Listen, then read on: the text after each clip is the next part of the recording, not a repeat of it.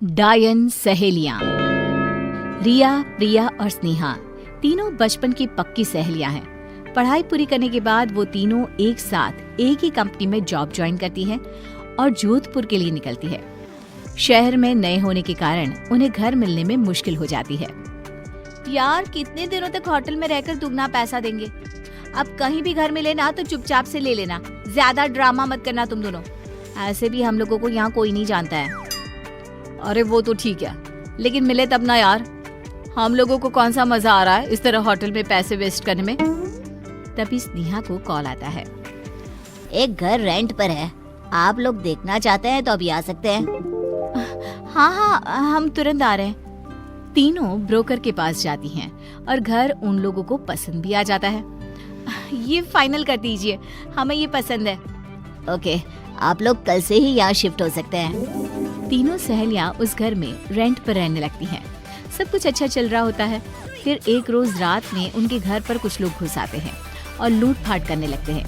प्रिया के रोकने पर उसे जान से मार देते हैं। प्रिया और स्नेहा मदद के लिए लोगों को आवाज लगाती है, लेकिन उसकी कोई नहीं सुनता। बचाओ, कोई मदद करो हमारी। प्रिया की तरह हम दोनों भी ना मारे जाए। तू भाग, मैं इनको रोकती हूँ। नहीं, मैं तुम्हें छोड़कर नहीं जाऊंगी। मेरी बात मान प्रिया। गुंडे उन दोनों के साथ जबरदस्ती करने लगते हैं और प्रिया जैसे तैसे भाग निकलती है।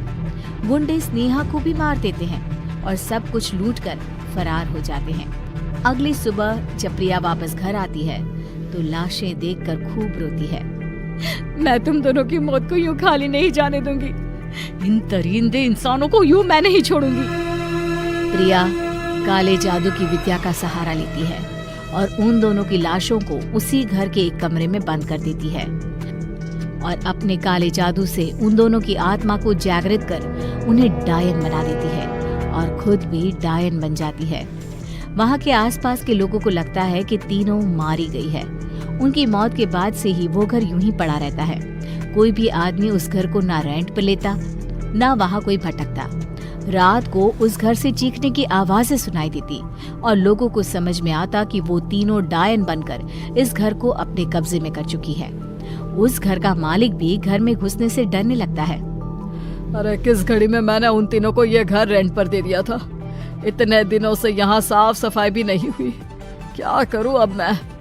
प्रदीप अपना दिमाग चलाता है और एक गरीब नौकर को बहला फुसला कर कहता है, अगर तुम इस घर की सफाई अच्छे से कर दोगे ना तो मैं तुम्हें 3 गुने पैसे दूंगा। वैसे अभी दिवाली भी आ रही है, तेरा भी काम हो जाएगा। लेकिन साहब, मैंने सुना है वहाँ डायनों ने अपना घर बना रखा है। अरे यह सब अफवाह है। देख ले, तेरे पास खाने के लिए पैसे तक नहीं है। मुझे क्या है, इतने पैसे में तो कोई भी काम कर देगा। नहीं साहब, मैं करता हूँ, अब चिंता मत कीजिए। नौकर घर के अंदर चला जाता है और पूरे दिन साफ सफाई करने के बाद बुरी तरह थक जाता है। साहब ठीक ही कह रहे थे, यहाँ कोई डायन वायन नहीं है। चलो यहीं सो जाता हूँ, कल सुबह चला जाऊंगा। नौकर उसी घर में सो जाता है और आधी रात होते ही उसे चीखने और चिल्लाने की आवाजें आने लगती है। बचाओ! बचाओ! नौकर उठता है और इधर उधर देखने लगता है, लेकिन उसे कुछ दिखाई नहीं देता। फिर एक बंद कमरे में उसकी नजर पड़ती है। ये हमारा वहम होगा। इतना सुन लिया है इस घरवा के बारे में कि हमरे कान बजने लगे हैं। अरे यार, ये कमरा तो हम साफ ही नहीं किए। अच्छा अभी कर ले बता, नहीं तो साहब को मौका मिल जाएगा पैसवा काटने का। नौकर उस अजीब से बंद कमरे को जैसे ही खोलता है, उसके पैर से कुछ टकराता है। वो नीचे देखता है तो भयानक बड़े मुंह वाली डायन रेंगते हुए उसकी ओर आ रही है। डायन को देखकर उसके चेहरे का रंग उड़ जाता है। डर से वो दीवार की ओर लग जाता है। जैसे ही वो ऊपर देखता है, एक डायन ऊपर से उसकी ओर उछलती है और एक उसके पीछे से। तीनों मिलकर उसे दबोच लेते हैं और उसकी मौत हो जाती है। इस हादसे के बाद ये घर बिकना और भी मुश्किल हो जाता है। फिर एक रोज मोहन एक सस्ते और अच्छे घर की तलाश में रहता है और प्रदीप उसे ये घर पानी के भाव ऑफर करता है। क्या हुआ यार, इतना सस्ता और अच्छा घर यहाँ तो मिल पाना मुश्किल है। अरे यार, यहाँ डायनों का कब्जा है। मैंने कुछ लोगों को बातें करते सुना है। अगर कुछ हुआ तो हम क्या करेंगे? अरे यार, ये सब घर ना बिकने देने के बहाने हैं। तुम ले रहे हो या फिर मैं ले लूं? मोहन घर खरीद लेता है और अपने पूरे परिवार के साथ घर में रहने लगता है। कुछ दिन बीत जाते हैं, सब कुछ ठीक चल रहा होता है। मैं बेकार में ही टेंशन ले रहा था, सब कुछ तो सही है। उसी रात मोहन का भतीजा खेलते खेलते उस बंद कमरे को खोल देता है। उस कमरे में बहुत अंधेरा होने के कारण वो रोने लगता है और जैसे ही उसकी माँ उसकी आवाज सुनकर उस कमरे में जाती है, कमरा खुद ब खुद बंद हो जाता है और तीनों डायन जोर जोर से हंसने लगती है और उन दोनों को मार देती है। डायनों की आवाजें घर में गूंजने लगती है। शकुंतला आवाजें सुनकर इधर उधर घूमने लगती है और उस कमरे को खोल देती है। अपने पोते और बहू की लाश को देखकर शकुंतला की चीख निकल जाती है।